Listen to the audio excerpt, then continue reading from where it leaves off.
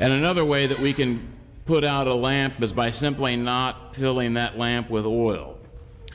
And we fill our lamps with oil by doing things like giving alms, by doing good things, by living out the gospel in our daily life. That's how we keep the oil of our lamp full. And if we do any of these things, the lamp is not going to keep burning. But it's not the end of the story. If the lamp does go out, the lamp can be relit. Restore unto me the joy of thy salvation, and with thy governing spirit establish me. How do we do that?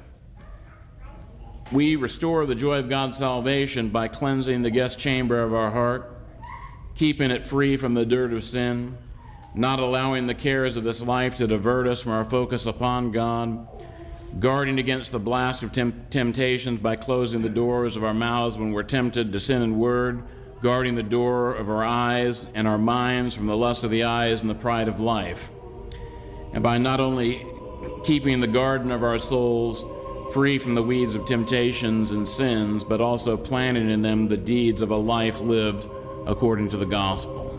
Amen. From the Amphon, sermons from St. Jonah Orthodox Church in Spring, Texas. Father John Whiteford is the priest at St. Jonah's and the author of Sola Scriptura, published by Conciliar Press. This has been a listener-supported presentation of Ancient Faith Radio.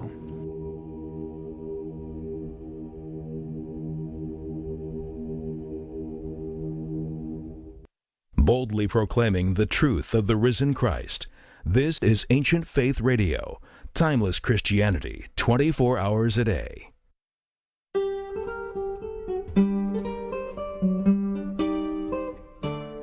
Boldly proclaiming the truth of the risen Christ. This is Ancient Faith Radio, timeless Christianity, 24 hours a day.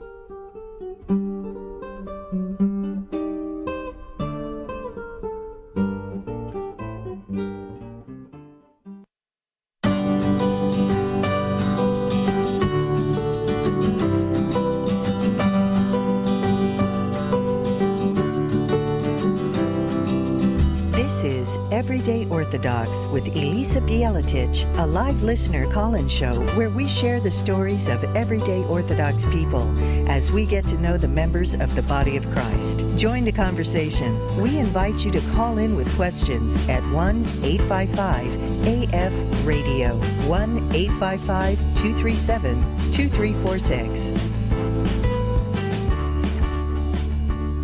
Welcome to Everyday Orthodox. Christ is risen. It is June 6th, 2021, and we are live on Ancient Faith Radio. I'm Elisa Bielatich, and you're listening to Everyday Orthodox, and we come here every Sunday night to build community and conversation. So we're live, and that means that you can join this conversation as well. You're part of the community, so you're always welcome to give us a call at 1-855-AF-RADIO. That's 1-855-237-2346. But we like to get together and get to know different Orthodox people. I find that we all are worshiping in so many different jurisdictions and different languages. We have slightly different traditions, but we're all Orthodox and we have so much in common, and we are each living out our life in Christ in a different way and in a different little corner of the world. And I think it's so beautiful to bring all of us together and to get to know one another. So here we are, and I have a wonderful guest for you again this Sunday night. Matushka Trudy Richter is here in the studios right now, and she is producing the program. She's taking your calls. But our guest tonight is someone actually you may have heard about. If you are subscribed to the Ancient Faith newsletters or the Ancient Faith publishing catalog comes to your home, something like that, you may have heard about a novel. Ancient Faith is so excited about this novel, and so am I. It's really neat. It's called The Light Keeper. And so we have some novels that are written generally aimed more at younger people. They're Orthodox novels, but they're also, they're kind of didactic sometimes. And every once in a while, though, we've been able to find an Orthodox novel that it's just a novel. It's a real, beautiful, wonderfully written novel. And also, the author is Orthodox, and you can generally feel that in the worldview, in the way of speaking about things. And so, The Light Keeper is like that. The Light Keeper is that, in fact. It's a beautiful novel. And tonight we have the author with us, and her name is Sherry Shinoda. She's an Egyptian American poet and pediatrician. How often do you get that combination? It's lovely. She was born in Cairo, but she's in the United States now, currently in California. And interestingly, she's not, your average pediatrician. She actually works at the intersection of human rights and child health. So she serves as a pediatrician in a nonprofit health center, and she cares for children in the community and who are transitioning out of homelessness. And so she's written a lot of works that centered on policy, like a lot of, not novels, not fiction, but a lot of nonfiction about working in a nonprofit health center, about how to care for the children, about sort of the theory of what is important in this situation and how to help kids who are transitioning out of homelessness, thank God. And so she's also worked on the effects, she's written on the effects of armed conflict on child health. And she's actually spoken before the U.S. Senate on that topic. And I think that that's truly a fascinating topic. And I mean, I'm sure we all imagine that the effects of armed conflict are not good on child health, but I'm sure it is a more complex issue than any of us guessed. So perhaps we'll hear a little bit about that this evening. But we're really talking to Sherry primarily because of her more creative side. She was shortlisted for the Brunel International African Poetry Prize in 2019. So she's a poet. She has a husband and 2 sons. And she's written this beautiful novel. She's working on another novel. She does a lot of things, honestly. She's a busy, busy woman. And I'm so grateful that she had a little time to join us tonight. Sherry, welcome to the program. Thank you so much, Lisa. It's wonderful to be here. Thank you. Well, it is wonderful to have you. And I think I misspoke a little bit because I said you published on kids transitioning out of homelessness, but I think really most of your work has been on armed conflict with child health. Is that right? That's right. Yeah, I've done a little bit of work on child rights, and as related to the Convention on the Rights of the Child through the UN. But most of my work is on children in armed conflict. Oh, wow. So, okay. Well, so we have a lot to talk about because honestly, Sherry, your story starts, I think, in an amazing city, in Cairo. You were born in Cairo. Like that's, I don't know. I mean, for, an American girl growing up here, like that is so just rich and beautiful and fascinating. And I love Egyptian literature and all sorts of, so I'm excited to hear a little bit about that. Did you grow up at all there, or were you just born in Cairo? How does your story go? Yeah, so my parents married when they were, early 20s, and my mom was still in medical school. So my dad immigrated to the States in the 80s to work. And then my mom just stayed behind to finish up school. So she would travel back and forth. So I would travel back and forth from Egypt to the U.S. I was born somewhere in the middle of that mix when one of them was visiting the other. And so for the first... I'm just curious, was your dad thinking that he was in the United States in order to transition to live there, or did it at the time seem more like a temporary thing? No, they were planning on moving to the States, okay. but my mom was just trying to finish up school. Okay. So for the first 4 years of my life, we were kind of back and forth between Egypt and California. And the first time my dad saw me, I think I was about 10 months old. And then my mom finished up school. My brother was born. And then when he was about 40 days old, and I was almost 4, we came to live here permanently. So I don't remember much from that time. I don't remember anything from that time, but I've seen the pictures. And we've been back to visit since then. Boy, your mom, back and forth. How impressive, your mom moving with a 40-day-old baby and a 4-year-old child. So did she stay and baptize the baby and then your brother and then come over? Is that how that... He came to be baptized here at 40 days. Oh, no. Oh, that's so sweet. So his dad would be there. That's lovely. Oh, that's neat. So where in California did your parents settle? They're in La Mirada. They're still in La Mirada. My dad has a beautiful garden that he's been cultivating for the last 30 years. So if you're interested in any Mediterranean fruit that you can think of, he has it here. He grows, it's just the beginning of fig season. So the figs are just coming up, and he's got sugar cane and guava, anything you can think of. Oh, that's neat. That's the beauty of Southern California, right? Like with the mild weather, you can do just anything. Oh, that's neat. Right. Okay, so as you were growing up then, I mean, you came over pretty early. So I imagine, and you had been here before, so did you already speak English? Was it a fairly easy transition in that sense? Oh no, it was really rough. So Oh, really? I would go to school and then come home babbling just complete nonsense and tell my parents, like, what, don't you understand English? My dad would say, no, that's not English. I don't know what it is, but it's not English. No, it took me a while. I didn't read till I was maybe 6, maybe later, 7. So does that mean that you're bilingual still? Yes, I can speak Arabic. I can't read and write. My Spanish is probably better than my Arabic at this point, but yeah. Okay, that's lovely though. So when your parents came over, did your mom, was she working as a doctor here in the U.S., or how did that go? It's pretty incredible, actually. She had to start over. So she had just graduated from medical school, and then she came, and we were really young, so she raised us for several years till we were off at school, and then she went to work as a medical assistant. And she did that for a little while until she could take step 1 and 2 and then apply for residency. So she had to she had to do a lot of things over.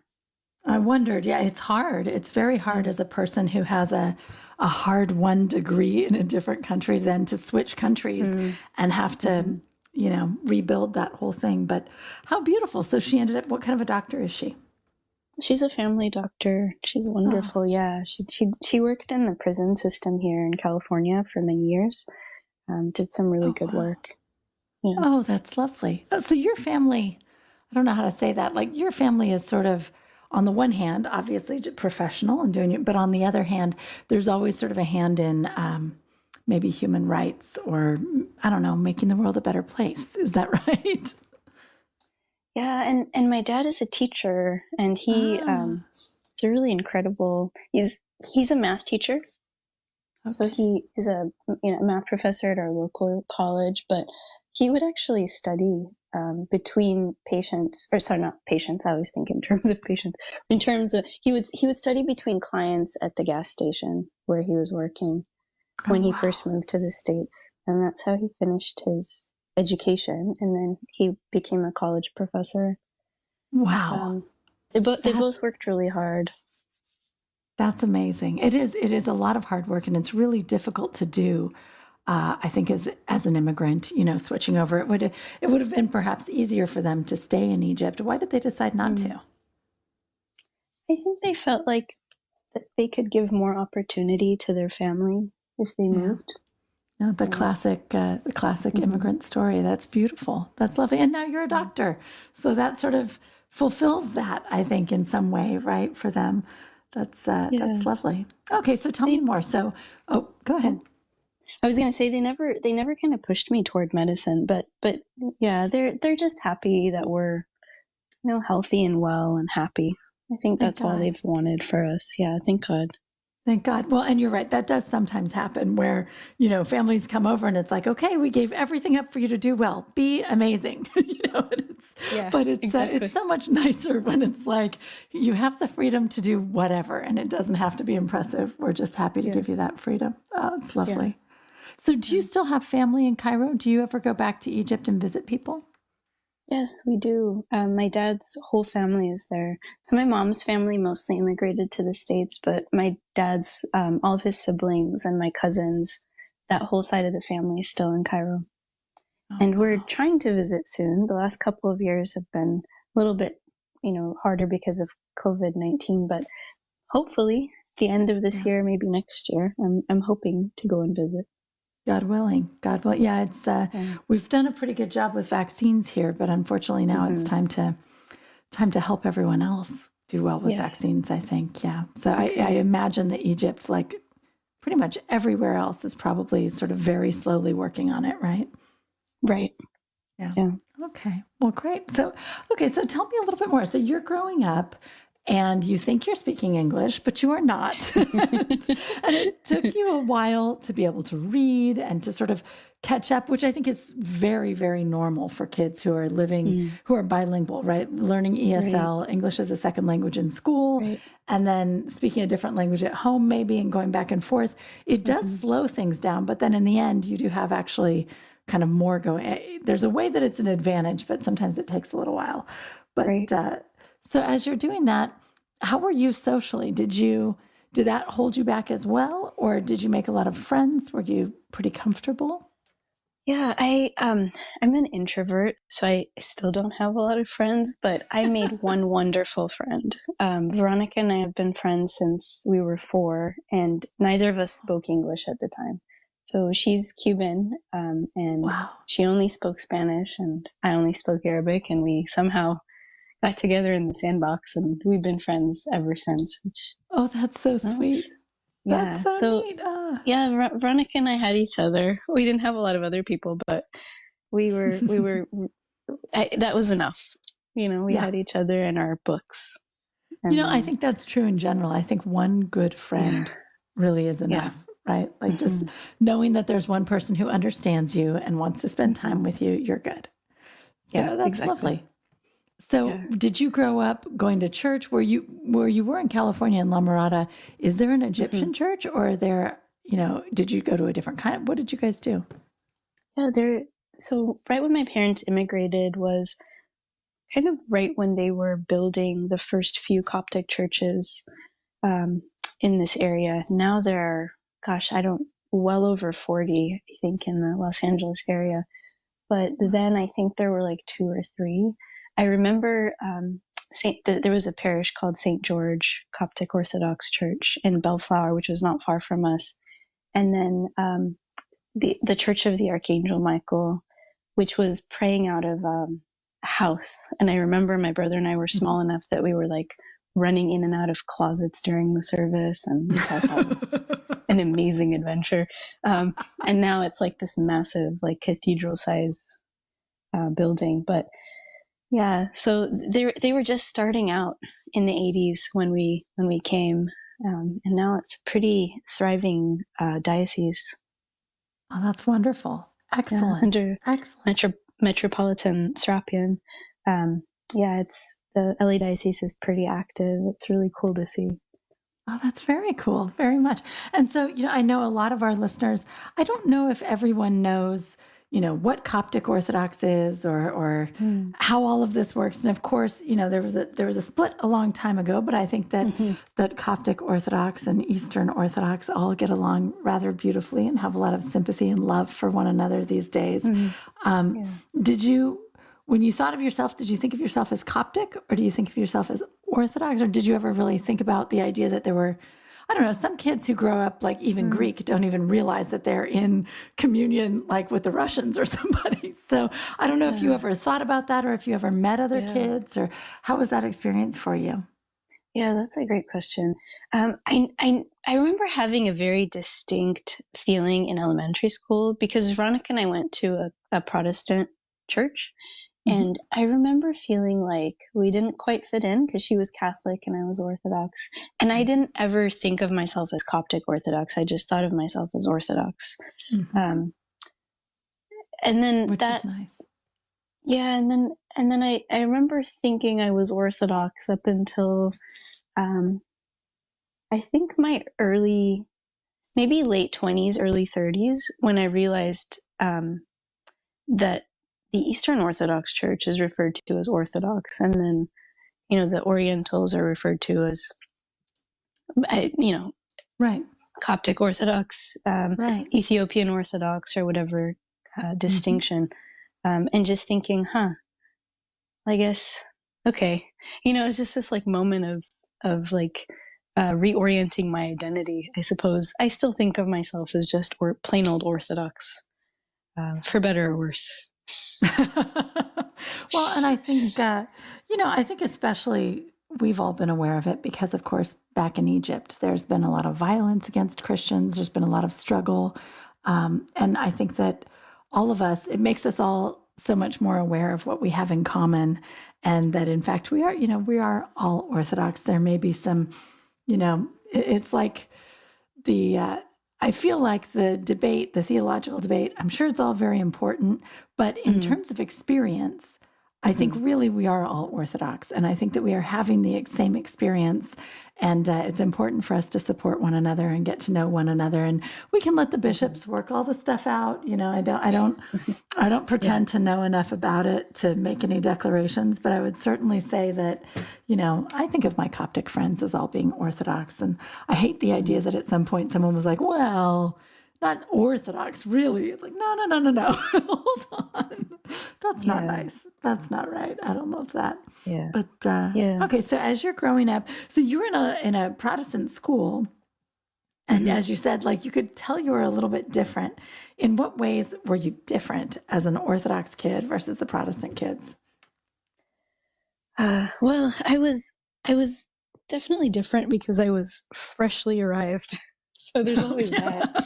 My food looked a little different, and we just dressed a little differently. I remember really large pigtails and dresses. But aside from the sort of like outward things, I think that there was a sense, I think someone said something to Veronica at one point, that we weren't real Christians because we weren't born again. And I remember, so Veronica never takes anything lying down, which is one of the things I love the most about her. And she had a response to that. And I just, being like the shy, awkward kid I was, remember not really knowing what to say and just kind of, as I think I did with a lot of things, we were probably bullied more than I realized. I just didn't understand the cultural context a lot of the time, which is a blessing. So a lot of the insults just kind of went over my head, which is nice in retrospect. But I just remember thinking, maybe I should just in case, pray this prayer that they want me to pray, just in case we're not true Christians. I'm sure. Prayer. Yeah. Yes. I just remember being confused, what about communion and our creed and sacraments, all of these other things.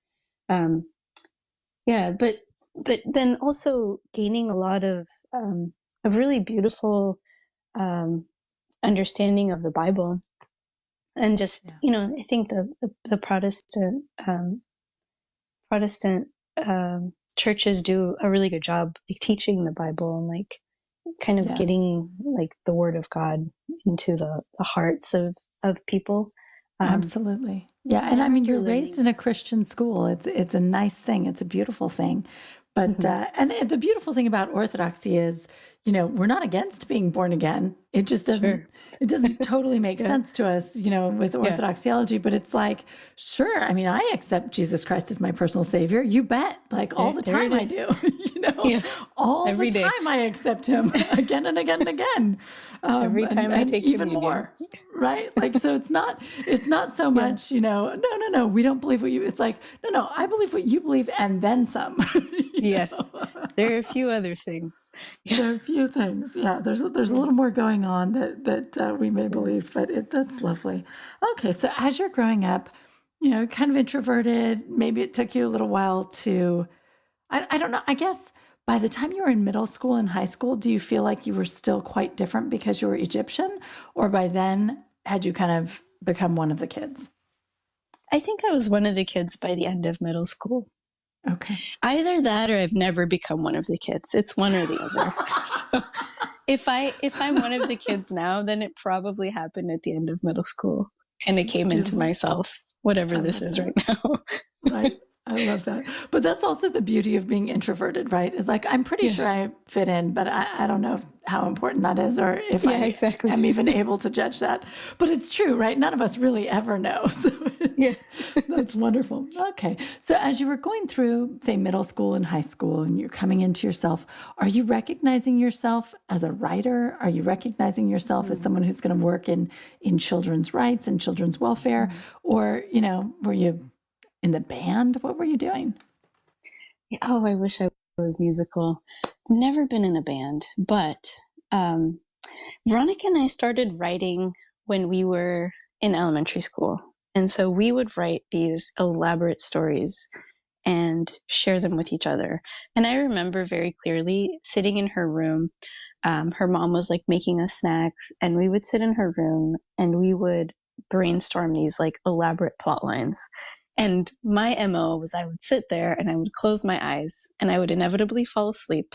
And she would tell me, "What are you doing?" I would say, "Well, I'm thinking of plot lines, but this is how I do it. There are naps involved."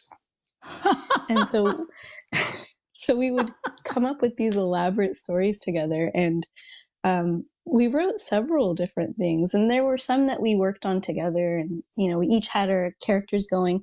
And I think this like back and forth, this sort of, this writing in a free way without any sort of expectations was just so freeing for me creatively, because I knew that I had an audience of one, and I was always writing for her, and she would write for me, and we would exchange our stories. And we still do, actually, on our birthdays each year. Instead of giving each other gifts, we will write something, and then sit down with a cup of tea wherever we are in the world and just read it to each other.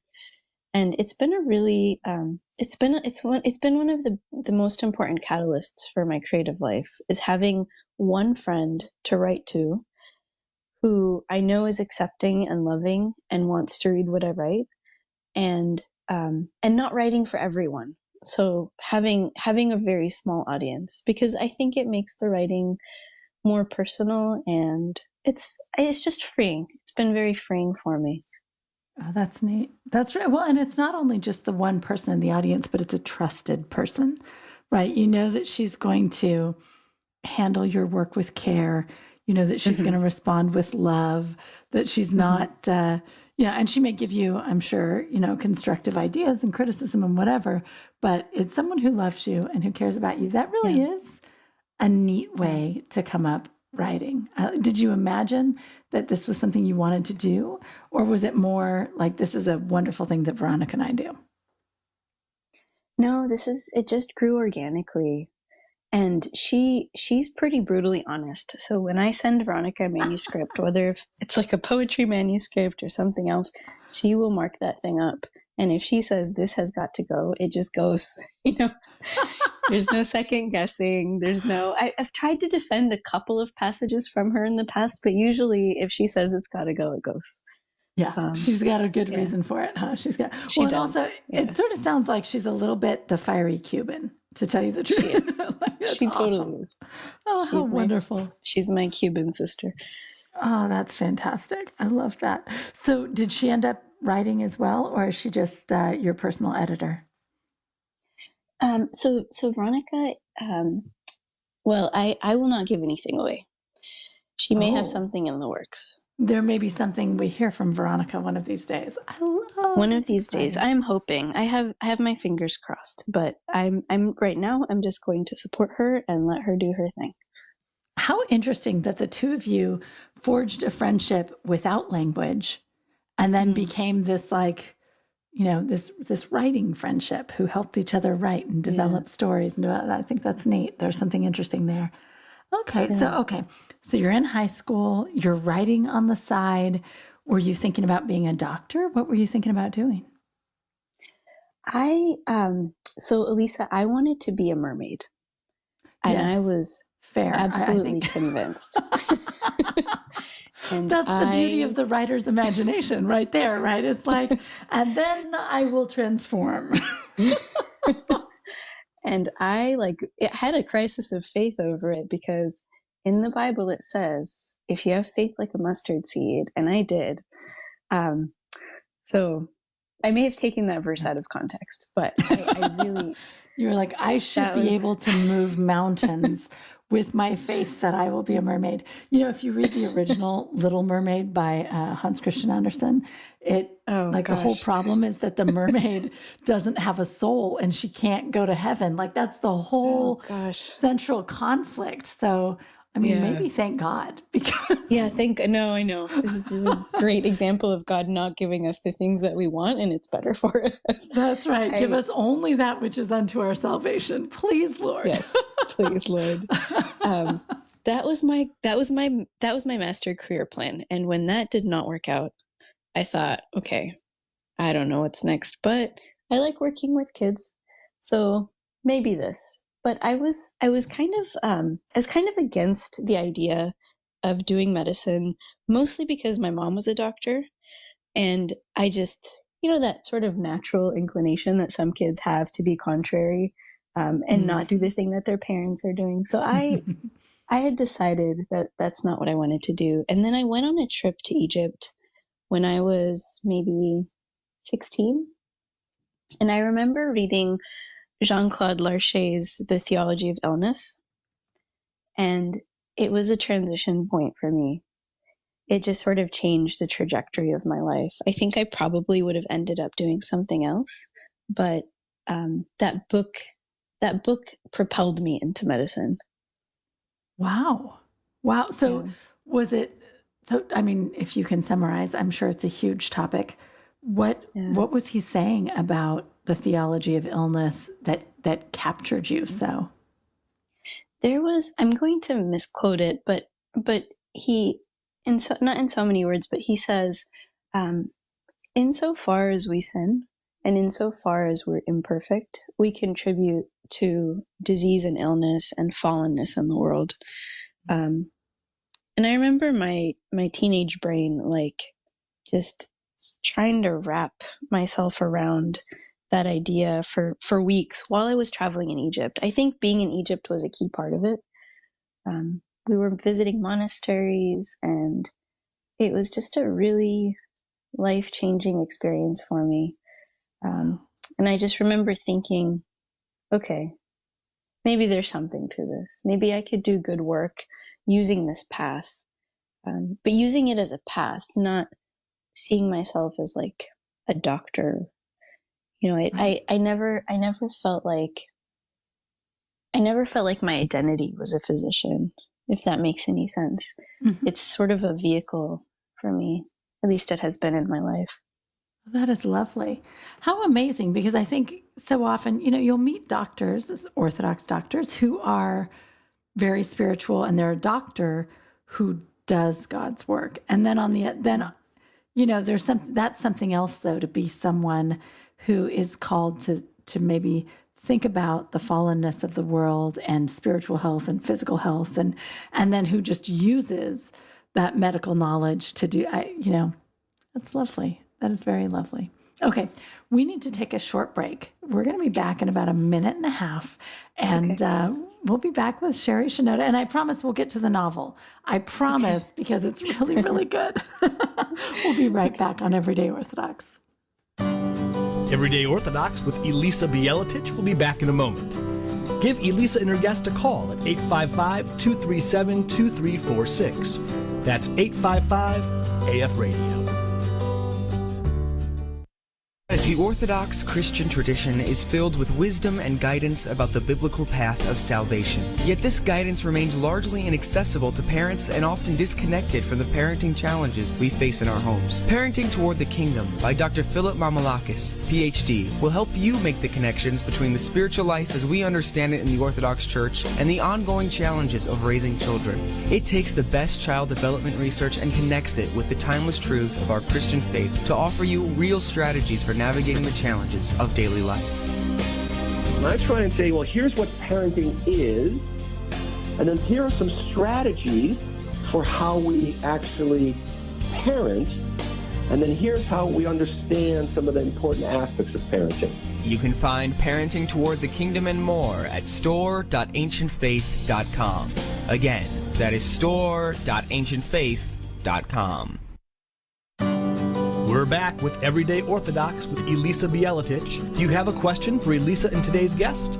Call in now at 855-237-2346. That's 855-AF Radio. Here again is Elisa. And welcome back to Everyday Orthodox. We're here tonight with Sherry Shinoda, and we were just talking about how Sherry was in Egypt And she was reading about the theology of illness and contemplating, this question that I'm sure many of us talk about with our kids at the Sunday of Forgiveness, right? Like, why am I asking all of these people for forgiveness? I don't even know them. And it's like, because your sin participates in the sinfulness of the world, and because we're all part of the fallenness of the world.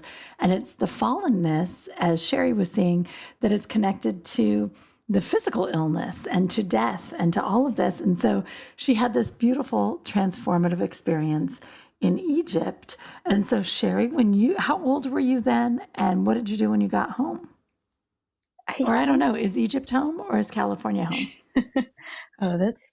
That's a tough question, right? Like some of us have more than one home. Yeah, absolutely.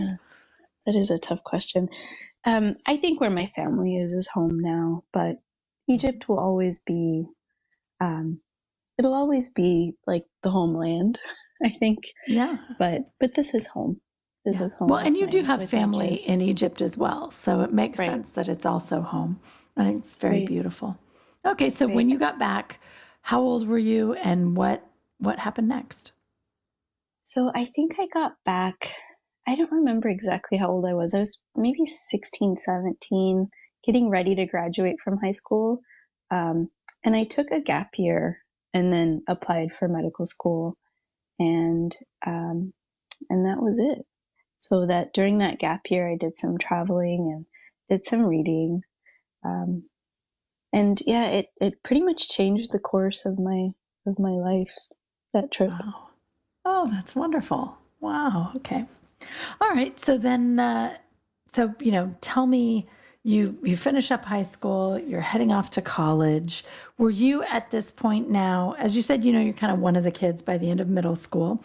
Do you feel like you had and maybe this is a loaded question too, but did you feel like you had your Egyptian identity, your American identity, your Orthodox identity? Was everything kind of flowing well for you now? Were you kind of beyond all of the weirdness of immigrating and trying to deal with a different culture? Yeah, I would say by high school, I think we had sorted that out. We also, I think all immigrant kids in the first generation have a lot of, we have a lot of identity issues, right. Transitioning from wherever the homeland was. But I think we also have a lot of advantages. We have a lot of us have loving, supporting families. And then we sort of straddle these two cultures in a really cool way, I think. But yeah, I think by the end of high school, I had kind of sorted it out. So tell me a little bit more about that, like the advantage of straddling two cultures. Do you feel like, is it in perspective? Is it like you kind of have this meta perspective where you can, how do I put this? I can see when I say visit two different jurisdictions of the Orthodox faith, I see what they have in common and I see what's different. And I come to understand like what is Orthodox and what is cultural, right?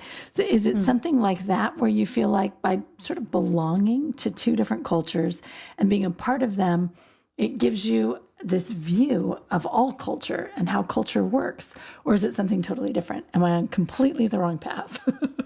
No, I know. I think that's well said. And I think there's a sort of richness to life in having all of these traditions and the language, the food, the love. At least it has been in my life. Just knowing that I had my family and I could rely on them, and that culturally our family ties were really strong and the church ties were strong. I had, for instance, a friend in high school that growing up knew that when she turned 18, she had to leave the house. And that was a very foreign concept to me, that, at the age of 18, you're no longer welcome in your parents' home. And this was a loving family too, it was just a cultural difference that, absolutely. Children the sense were that you have to leave. push them out. Right. And that means that they're going to make it on their own, that there's some weakness in coming home. But I imagine in an Egyptian home, like many other Orthodox cultures, and also Catholic cultures, really, the idea is you stay home until you're married, right? Or maybe Right. later. Yeah, right. Oh, my parents are still trying to get us to come back and live with them. And we only live 30 minutes away. Yeah. It's just, But there it's is just a out of beauty to love. that. Yeah. Yeah. Yeah. It is. They It's just loving. want you around. Yeah. Yeah. It's beautiful. Yeah.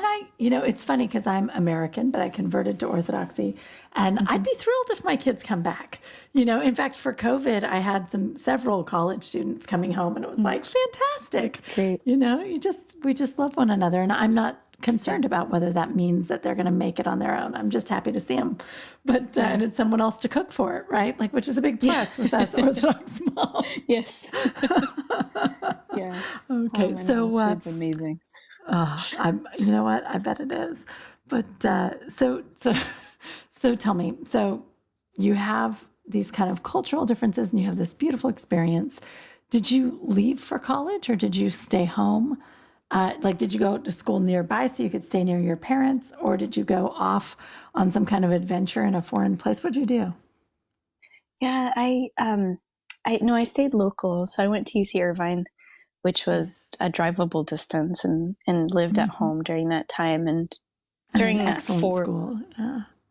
Yeah, it was a positive experience. And while I was in college, and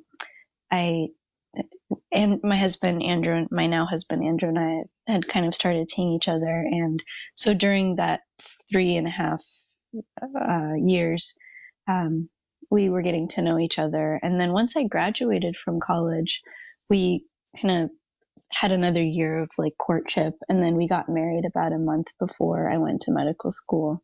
So Wow. yeah, it was good that I was near home. Yes, absolutely. So tell me about Andrew. How'd you meet him? Is he also Egyptian? Tell me that story. He always tells me, don't tell people how we met. It makes me sound is old it terrible? It's not terrible. No, it's not. I think it's kind of sweet. He was my 9th grade Sunday school teacher. So in our parish, they were recruiting kind of younger Sunday school teachers at one point, and he was like really mature. There's a 5-year gap between us. So it's not out of the realm of normal. And he absolutely didn't like me then. He wants me to make that very clear. Right. As a college student, he was not going around looking at the 9th grade girls. But much later in life, he realized how awesome you are. Yeah. And he actually went on to teach Sunday school with my mom. And that's kind of when we started spending more time together. So that's funny. Yeah, so that's how we met when we first met. Well, fair enough. I see his concern. It's fair. But you know what, Andrew? We know, Andrew, that you're a good man and that you did not do anything inappropriate. Yeah. Okay. So we grew up at the same, in the same parish. And that's beautiful. That's lovely. Yeah. All right. So tell me how you came to speak before the U.S. Senate. Like, how does that, this story is all very beautiful in your home, and you're working on your degrees, and you meet you're with a sweet boy from your parish. But how does that turn into, Sherry's briefing Congress on the effects of armed conflict on child health? Or, I'm sorry, Senate. Yeah, it's okay. So then I went to med school at Morehouse in Atlanta, Georgia, and then went up to Dartmouth for residency, which was 3 years. And then from there, I went down to Florida for a fellowship. And the fellowship was in community and societal pediatrics. It's run through the University of Florida in Jacksonville. And it was, the fellowship is based on the UN Convention on the Rights of the Child, which is a really cool document, which the United States has not ratified because it takes an act of Congress. But in short, my supervisor there, my boss, Dr. Goldhagen, gave me so much creative freedom with the projects that I was interested in working on. And I remember going to him during the Syrian conflict, it was kind of early on, and saying, why does the American Academy of Pediatrics not come out and strongly condemn armed conflict with respect to child health? Because we have what are called child soldiers all over the world. like, why is there not a very strong statement coming out against the use of child soldiers? And he said, I don't know, but we should write one. And so that started about a 5-year journey where we looked at the data on children in armed conflict from about World War II to 2010, if I remember correctly. And we reviewed all the papers that were available, and we put together a technical report of kind of like what the health effects are.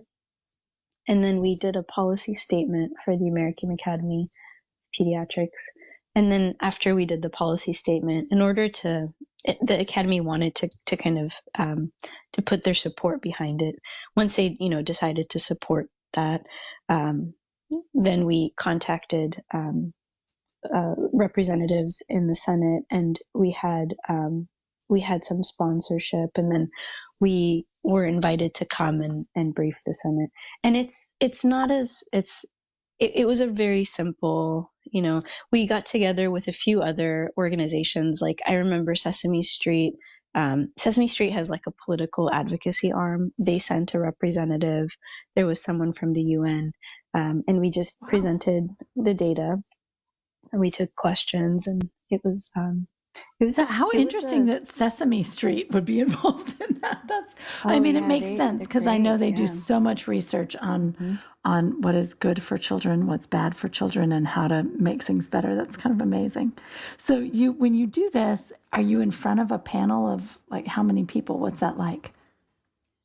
We were a panel of speakers in the front, and then senators would send their representatives to come, usually their health rep, to come and ask questions. Okay. Yeah. So, well, that's kind of nice, though, instead of the senators themselves, because it's people who kind of know what they're talking about. Did it pass? That too. I mean, did it pass to the United States? There wasn't like a bill. We weren't pushing a bill. It was just that the AAP was the Academy of Pediatrics was making this really strong statement that came out against a lot of things, actually, against the use of light weapons that are essentially made for children to be able to carry. It came out against the use of child soldiers. It came out against the use of certain war tactics that are really harmful to children, like early child marriage. There were a list of recommendations, and so we were essentially presenting those. Even listening to that list is a little bit heartbreaking, honestly. Just thinking about those things. So thank God that your work helped become a part of this movement to make sure that, and not that the American Academy of Pediatrics is in charge of what everybody around the world does, but it's appropriate that the U.S. government, that the Pediatrics Association, that all of us should be against such things. So thank God. That's very nice. That's good. Yeah. That's very good. And how did you get shortlisted for is it Brunei or Brunel International African Poetry Prize? Is that because you're Egyptian that you were able to enter into that? What is that? Yeah, it's open to all poets of African descent. So anyone from the continent of Africa. That's cool. That was fun, and I'm still submitting poetry, and there are a couple of different manuscripts that are in the works. One that's very Egyptian. So hopefully when that finds a home, Elisa, I'll send that to you. Oh, excellent. I would love to see that. Like I said, I really do love Egyptian novels. When I was in graduate school, I had some extra classes to fill, and I was looking through the options, and the Department of Near Eastern Studies had something called the Modern Egyptian Novel. And I thought, well, I have no idea what a modern Egyptian novelist would write about. And I took it, and it's like some of the greatest novels I've ever read. They're just beautiful, like Naguib Mahfouz. And I think we started with Midak Ali, and it's so neat and it's so beautiful. And I wasn't Orthodox yet, and I think that's part of my introduction to Orthodoxy. Frankly, it was really quite lovely. That's really cool. Wow. It is cool. And it's lovely that you're a part of that, of African literature, by being a part of this in poetry. Yeah, he's a really interesting writer. It's funny you should mention him. So Naguib Mahfouz wrote another book called Dweller in Truth, which is about Akhenaten, who is an 18th century, or an 18th dynasty rather, pharaoh, who was called a heretic. But so part of the poetry manuscript that I'm working on is actually exploring how what it seems almost like he had a revelation that God was one. And because it's a very polytheistic time right before his reign. And the reason he was called a heretic is because he believed in one God. And so I was just kind of looking at that history and then sort of tracing the roots of early Coptic Christianity. Because when Christ came to Egypt, and then later when St. Mark came to Egypt, Egypt was really, really ripe to accept the Orthodox faith, Christianity. And I had this idea that maybe, through time, there had been the seeds of monotheism, even as far back as the 18th dynasty. So this manuscript kind of explores a little bit of that, and like tracing some of the Coptic roots back to, to him, to that heretic pharaoh who was called a heretic, but actually believed in one God. He said he had some sort of vision actually from God telling him that the sun was not God. It was just a representation of God, which is really interesting to me. Wow. Oh, it is interesting. Because, we know that God, of course, reaches out to people who haven't heard of him, right? Like people who, of course he does. And how beautiful to see it in action, and how sad that he was called a heretic and not celebrated for that happy revelation. But that's lovely. Okay, so tell me a little bit. So here you are. You're doing a lot of things, a lot of lovely things. You have a husband and 2 sons. When did you write this novel, and how did that sort of come to take shape for you? And also, did you submit it to Veronica early on? Yes, I did. To answer that question, yes. Veronica read the earliest drafts, which will never see the light of day. But she was able to clean up a lot of the earlier messes. This started back in 2015 when I was pregnant with my first son. And then I worked on it through fellowship, and then we moved to California from Florida after fellowship, and I took the job here with the nonprofit that I'm working for now, and I finished it here. So what I did kind of practically is I did the National Novel Writing Month every year. That really helps me because it gives me sort of a 30-day block of time where I'm sort of intensely committed. What really is that called? It's a really cute acronym. NaNoWriMo. Yeah. NaNoWriMo. So for those of you aspiring writers, it's November, right? What does that stand for? Tell us about it. National November Writing Month. NaNoWriMo. Yes. Yeah. There you go.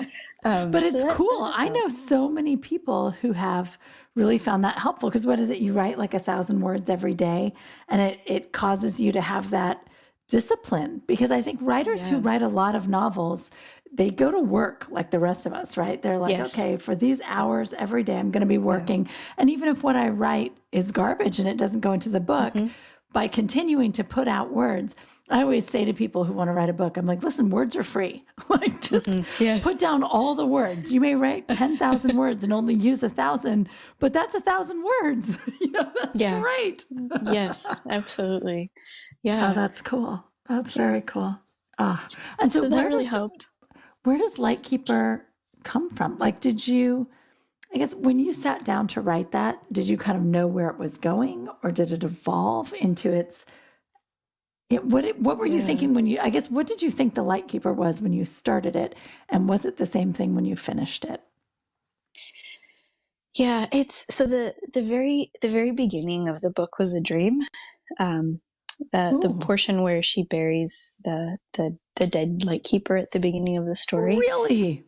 You had a dream like that? It was just a woman bearing a man. So I didn't know Okay. that she was a light keeper. I didn't know she was a time traveler. I didn't know anything about him. And you I weren't the just woman. It was no, you had it. Wow. yeah, Oh, that's yeah. really I just, interesting. but it was just like a 10-minute fragment, Hmm. So I Hmm. wrote that down, and then the rest kind of came Oh, wow. in scenes. So in my mind, it's like interesting scenes, and then I write them, and then I pieced it together later on, and then kind of went back and rewrote a good portion of it, and then cut out maybe 20,000 words. Right. To kind of Exactly. But I mean, that's, tighten it up. for a lot of us, for good writing, it really does mean good editing and taking things out. So I'm curious, does that mean that do you see images of that? Like when you say, I thought of this scene and then I wrote it down, is that an image of a scene? Because I feel like as I was reading The Light Keeper, everything unfolds very visually for me. And some writers are really visual and some aren't. Are you kind of a visual writer? Yeah, I kind of dream things up. So the same thing I've been doing since Veronica and I were in elementary school, is kind of close my eyes and daydream scenes. That's still how it mostly gets written now. A little bit more disciplined now, and I can kind of sit myself down without as much what we call inspiration, Right. and just sort of work at it now. But that's how it started for me. Is I would dream up a scene. Not Well, dream. you in the literally sense did, that right? yeah, Because the you very told first Veronica's one, mom was that the you were only one. taking a nap to write. that you told her that's how it comes to me. And then your first book, the first scene came to you that way. Originally, is that really how it happened? It was just a lot of sort Yeah. of dream images? That very first scene was definitely a dream. The rest was like I would daydream about it. So I'm kind of consciously thinking about the character and just imagining her in different situations. And a lot of it got written that way. And then a lot of it was just me liking lighthouses a whole lot and sort of nerding out about lighthouses and then Yeah. incorporating them where I could fit them in. Well, I have to admit, so I've toured a number of lighthouses myself, like Cool. maybe more than would be cool to admit. And you see Oh, no, like they're the cool. lighthouse keeper's home, and there's it's all this interesting, right? Like 19th century space where they live with their family, and maybe they're assistant light keepers. And it's this whole interesting, lonely life. And then of course Christ is the light of the world. I mean, it feels like in your novel that it's all very natural and beautiful and makes good sense. But yeah, I imagine that does mean that you must be a lighthouse geek in the background. Yes. Secretly, yes, but not so secretly anymore. Oh, that's lovely. That is lovely. And so this novel is published by Ancient Faith Publishing. How did that come to be? How did you decide to submit it to them? What did you want it? Initially, were you thinking like, Random House, and then it was like, no, we'll go with a smaller Orthodox publisher. What did you decide to do? It happened really organically, actually. I remember my friend Sandra mentioning to Melinda that, she was like, yeah, my friend wrote this novel. I don't know if you guys, publish this type of work. So Melinda read the first chapter and said, well, you should submit a book proposal. So Ancient No, Faith you know what probably really happened? Because I know Melinda Johnson. And so, like, that's how your friend related it, right? Like, she's like, Okay. Melinda sent an email and said you should submit a proposal. Really, Melinda was like dancing around and she's jumping up. She's holding her corgi up in the air. Like, I'm sure that there was actually a lot of excitement because I'll tell you what, before anybody knew anything about it, Melinda was already talking about, like, you're not going to believe the awesome thing that's coming right now. So I think She's she was amazing. really excited. She's fun too, because when She's she's just excited, you amazing. can feel it. Yes, you She's can. awesome. I love it. Makes me so happy. Yeah, That's so cool. she's so supportive. So yeah, and then I just kind of it organically happened. I submitted a proposal. There's like a whole process online, and then it took a little while because I think they wanted to make sure that this was going to be okay, that it was okay to publish this kind of fiction. I think we all want to be really careful because Ancient Faith is an Orthodox platform, and we just want to be as be as supportive of the Orthodox community as possible. And we just wanted to make sure this was the right audience for it. And Right. I'm really grateful that it was. But yeah, it was.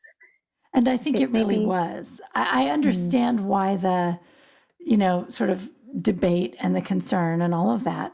But, and I think it wasn't at all about you being Coptic Orthodox, right? It wasn't like, No, not at all. No, it's it about was the just that novel it was itself. fiction.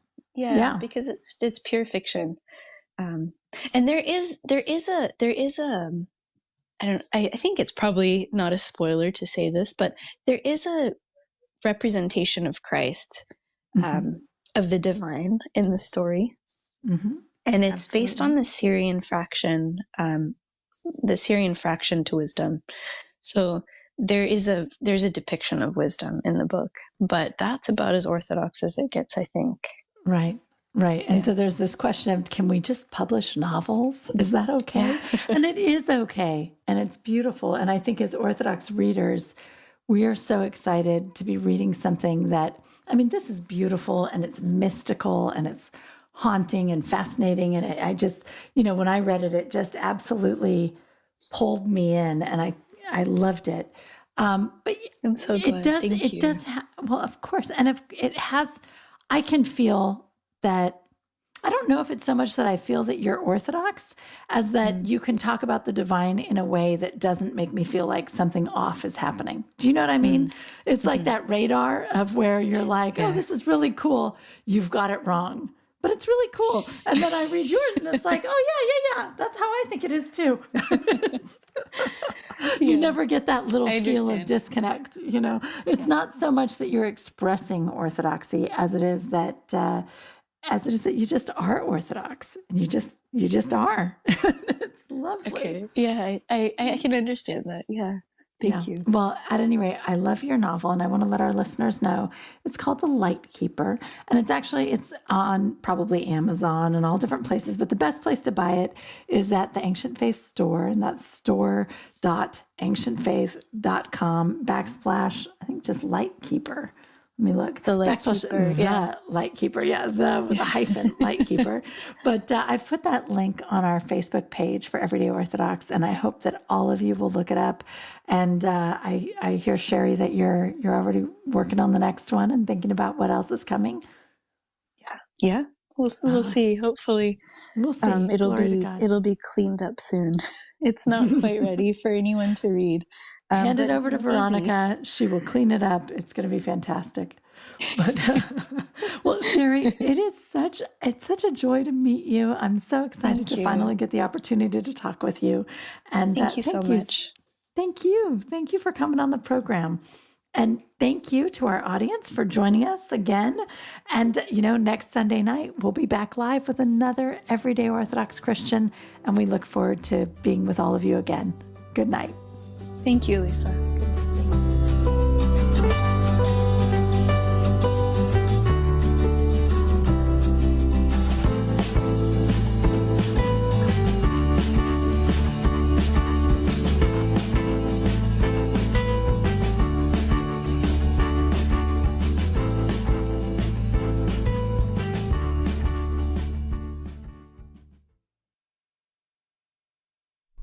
In 1892, a young man left his home in the coastal foothills of Lebanon in search for a better life.